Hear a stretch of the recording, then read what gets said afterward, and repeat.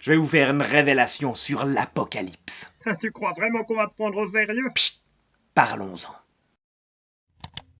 Comment sera l'Apocalypse? Est-ce qu'elle sera nucléaire? Est-ce qu'elle sera épidémique? Est-ce qu'elle sera astronomique? Ou est-ce qu'elle sera parcheminique? Est-ce qu'on peut faire des révélations sur l'Apocalypse? Oui, on peut, et je vais en faire. Mais avant de faire ça, pour faire ça, il faut commencer par faire un peu de théorie. Mais d'abord, il faut définir le terme apocalypse. De quoi on parle exactement? Apocalypse, c'est un terme qui vient de la Bible. Il désigne des textes très mystérieux. C'est des histoires apocalyptiques avec des suites de désastres qui s'abattent sur la terre, la fin du monde, le monde d'après, puis en général on n'y comprend rien. Il y a plusieurs apocalypses dans la Bible, parce qu'il y a plusieurs textes qui parlent de ces choses. Mais le mot apocalypse, il vient du plus célèbre de ces textes, l'Apocalypse de Jean, à la fin de la Bible. Ce texte, il commence avec ces mots « Apocalypse de Jésus-Christ ». Dieu la lui a donné pour montrer à ses serviteurs ce qui doit arriver bientôt, et l'a fait connaître en envoyant son ange à son serviteur Jean. Vous aimez les révélations sur des mystères? Vous allez être servi. L'Apocalypse concerne le futur. Ce livre de l'Apocalypse parle de beaucoup de choses horribles. Il parle de cataclysmes, d'épidémies, de guerres et de toutes sortes de catastrophes. Et pourtant, ce livre, il parle aussi de beaucoup de belles choses. Le livre commence et se termine avec le mot « heureux ». C'est un livre optimiste. Il ne sert pas à nous faire peur, il sert à nous amener à être heureux.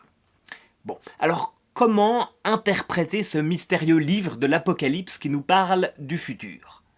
D'abord, il faut savoir, ce texte, il a été écrit à une époque où les chrétiens étaient super persécutés. Ils devaient vivre underground et à tout moment, il pouvait y avoir une descente de police. Tous les gens que la police attrapait et qu'ils identifiaient comme chrétiens, ils étaient torturés et ils étaient mis à mort. Du coup, ce texte de l'Apocalypse, il sert à donner du courage quand le monde est en train d'exploser tout autour de nous. À cause de la guerre, à cause de l'épidémie, à cause d'une catastrophe naturelle ou de n'importe quel cataclysme. Du coup, dans un contexte comme ça, si tu veux faire passer un message qui va être lu par les flics, tu veux que ton destinataire le comprenne, mais tu veux pas que les flics le comprennent, comment tu fais? Tu le cryptes. Et encore mieux, tu le cryptes d'une façon qu'il n'a pas l'air crypté. Il y a des vrais codes secrets qui sont cachés dans l'Apocalypse. Ça sent bon la révélation, hein? Ben, il y a encore un problème. Quand tu cryptes quelque chose, il faut une clé de décryptage, un mot de passe. Et ça, les flics doivent pas tomber dessus. Alors, comment tu fais? Ben, tu choisis un cryptage dont tu sais que le destinataire, il a déjà la clé. Et donc, ce texte de l'Apocalypse, il est rédigé comme ça. Si tu connais rien aux chrétiens, ben, c'est juste une histoire bizarre de fin du monde.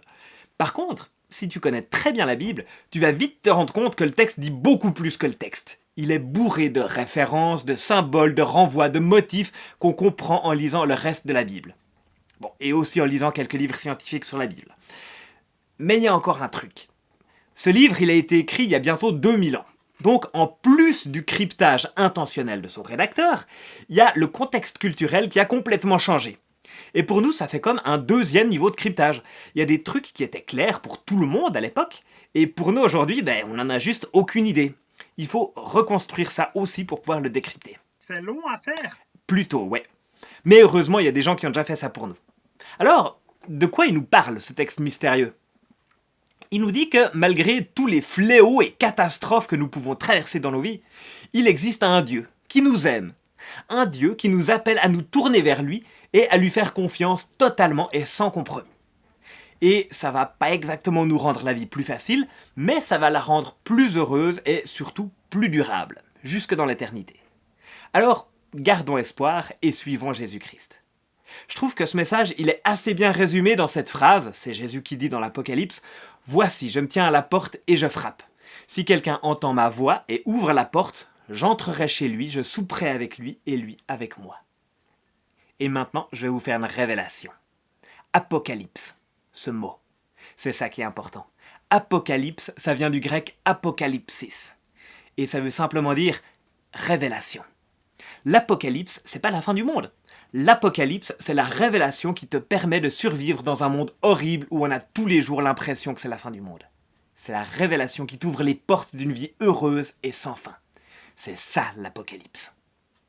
Et vous aimez les mystères? Et vous savez pourquoi le livre de l'Apocalypse il se trouve tout à la fin de la Bible? Bah, c'est pas vraiment parce qu'il parle du futur.